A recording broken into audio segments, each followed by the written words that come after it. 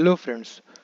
आज हम लोग डिस्कस करेंगे रेगुलेशन इन कंप्यूटर सिस्टम कि कौन कौन से डिफरेंट गवर्नमेंट द्वारा बनाए गए रेगुलेशंस हैं, रूल्स हैं, जो कि किसी भी क्लिनिकल डेवलपमेंट में जब किसी ड्रग काम करते हैं तो उसमें अगर जो कंप्यूटर में डाटा हम स्टोर कर रहे हैं उसके लिए जितने भी रूल्स एंड रेगुलेशन है वो सारे रेगुलेशन इन कंप्यूटर सिस्टम के अंडर में आएंगे इन कंप्यूटर एडेड ड्रग डिलीवरी।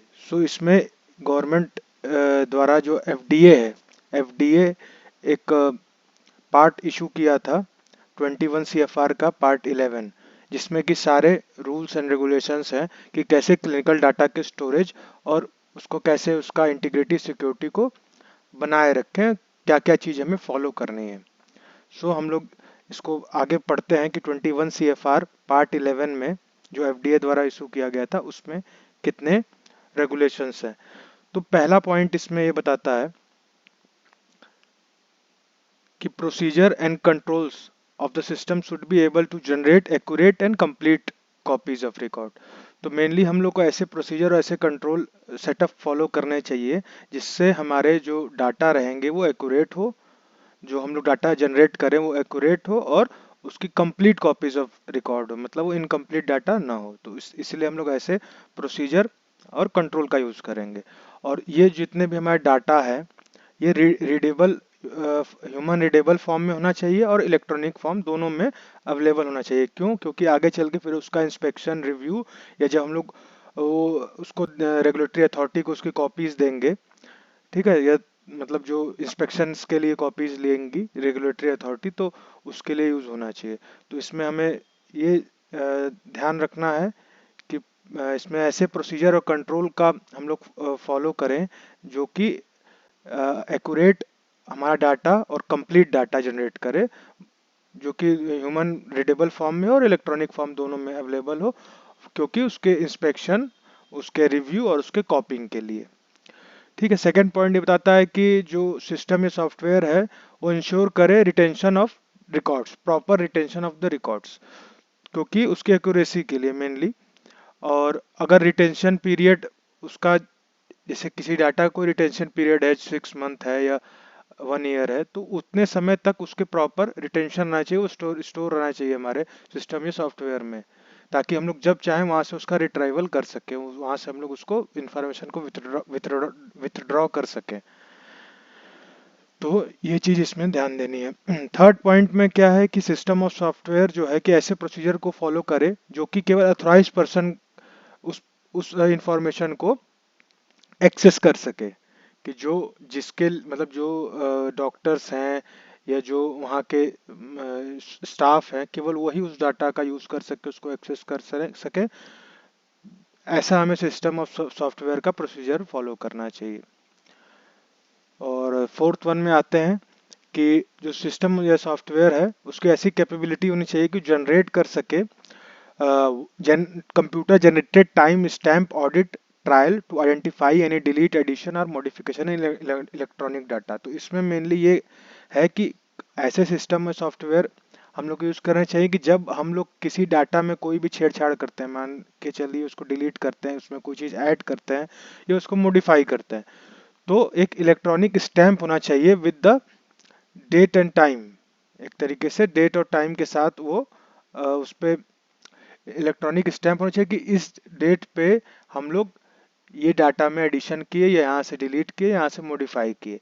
तो ऐसे हमें सब सिस्टम में सॉफ्टवेयर चाहिए कि जब हम लोग उसमें चेंजिंग करें तो computer generated stamped audit trial हमें उस पर तुरंत वहाँ पे आ जाए कि इस डेट पे इस टाइम पे इसमें इतने चेंजेस की गई है।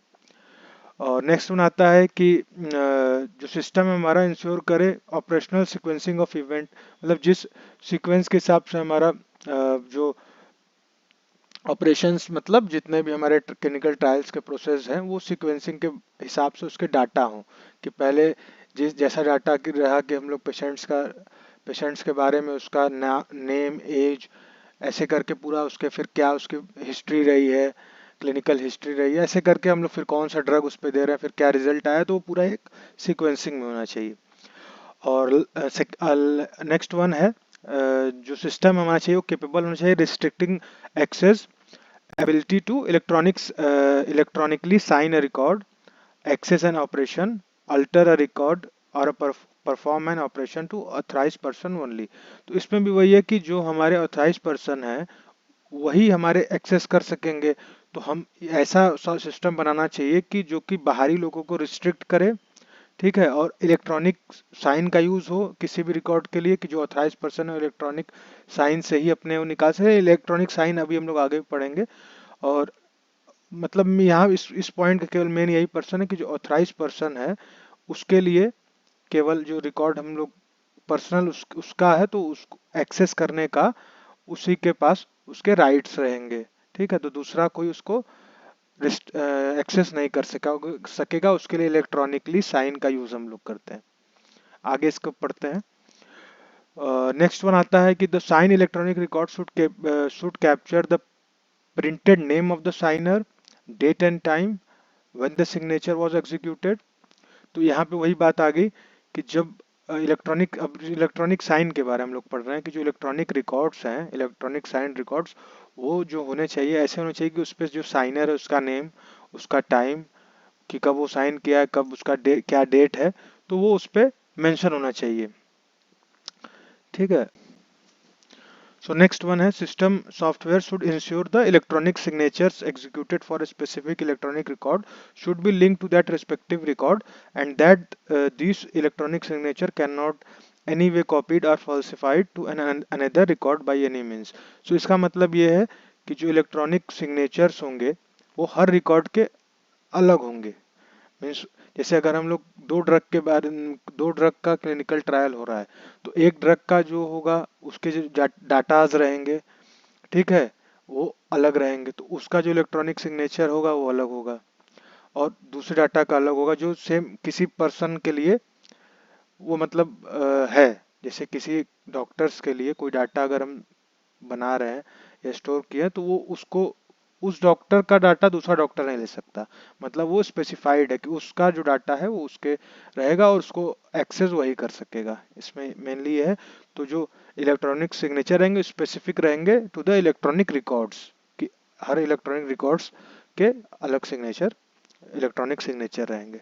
नेक्स्ट पॉइंट है electronic signature shall be unique to a user. तो ये सिंपल सा है कि जो इलेक्ट्रॉनिक सिग्नेचर रहेंगे वो हमेशा हर यूजर के यूनिक रहेंगे ताकि उसको कभी रीयूज या रिसाइन नहीं कर सके कोई दूसरा। और नेक्स्ट वन आता है electronic signature shall use at least two distinct component such as identification code या पासवर्ड।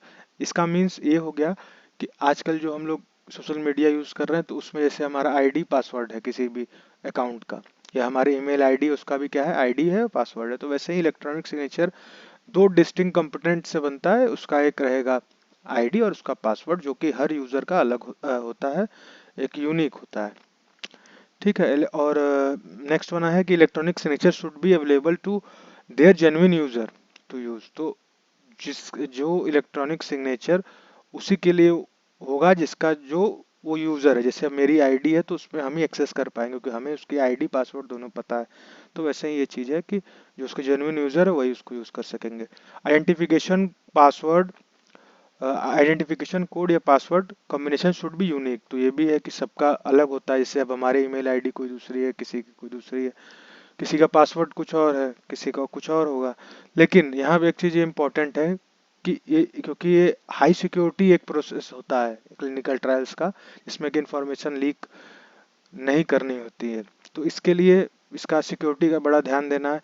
तो इसमें जो आइडेंटिफिकेशन और कोड पासवर्ड का कॉम्बिनेशन है इसमें क्या होगा कि ये पीरियोडिकली या timely 6 monthly, 3 monthly, half yearly जो भी रहेगा या ईयरली जितने भी आइडेंटिफिकेशन कोड या पासवर्ड रहेंगे उसको वो रिकॉल होंगे, रिवाइज होंगे या चेंज होंगे। तो हमें मतलब उसको चेंज करना है ताकि कोई ऐसा ना हो कि कभी कोई एक्सेस कर लिया, किसी को पासवर्ड पता चल गया लेकिन हम उसको फिर बदल देते हैं। तो बदल देते हैं तो फिर उसको फिर नया पासवर्ड आ जाएगा, फिर जो कॉपी भी कर रहा है तो उसके पास फिर वो एक्सेस नहीं रहेगा।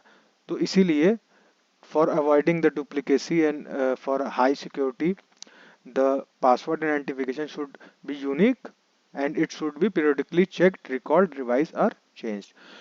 So ये सिंपल सा एक कुछ पॉइंट्स थे कि कैसे कंप्यूटर सिस्टम में क्लिनिकल ट्रायल में जो रेगुलेशंस है एफडीए द्वारा वो कैसे उसको बनाई गई, क्या क्या चीज़ें हम लोग फॉलो करके, क्या क्या रूल्स एंड रेगुलेशन है जो कि इन्वॉल्व होते हैं किसी भी डाटा के स्टोरेज में।